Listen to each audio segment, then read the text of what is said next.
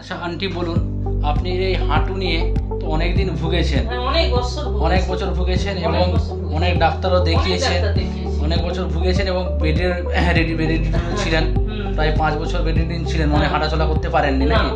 আচ্ছা, অপারেশন হওয়ার পরে কিছু ইমপ্রুভ পেয়েছেন? হ্যাঁ, প্রচুর ইমপ্রুভ হয়েছে। আমি তো বসতে পারতাম না, হাঁটতে পারতাম না, হুইল চেয়ারে যেতাম। এমনকি হুইল চেয়ার যখন ছিল না, আমি মেঝেতে বসে বসে মানে পা ঘষে ঘষে যেতাম, পায়খানা, বাথরুম, চান।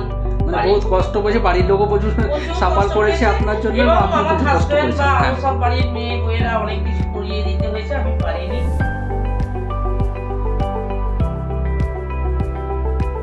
ডক্টর মিশ্র স্যার আপনাকে অপারেশনটা করে আপনি মনে খুশিতে আছেন, তাই তো? প্রচুর খুশিতে আছি এবং উনি আমাকে অনেক সাহস দিয়েছেন এবং যে ছেলে আমাকে থেরাপি করাতে যেতে সেও খুব সাহস দিয়েছে এবং আমাকে সব জায়গায় আমার ঘোরা হয়ে গেছে অলরেডি।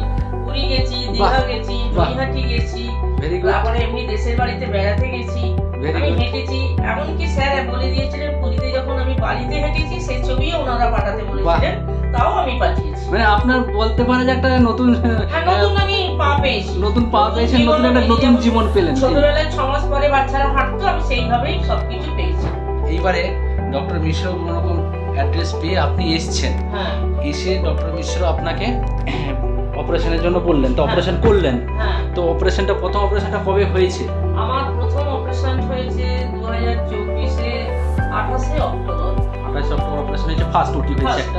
আচ্ছা, তারপরেরটা হচ্ছে 16 নভেম্বর। তারপরে দুটো ওটি আপনার কমপ্লিট হয়ে গেছে।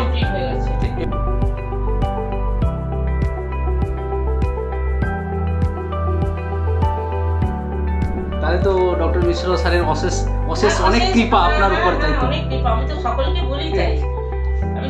বলি এবং আমার যত রিলেটিভ আছে তারাও সবাই জানে যে আমি এই ডাক্তার দেখিয়ে ভালো হয়েছে। আমি প্রচুর ডাক্তার দেখিয়েছি, কিছু ইমপ্রুভ হয়েছিল না, ওগুলো তো আমার প্রচুর পয়সা খরচ হয়ে গিয়েছিল। ঠিক আছে, তার মানে উনি ভালো চিকিৎসা আপনাকে একটা দিয়েছেন মোটামুটি। স্যার খুব ভালো। ঠিক আছে, ভেরি গুড।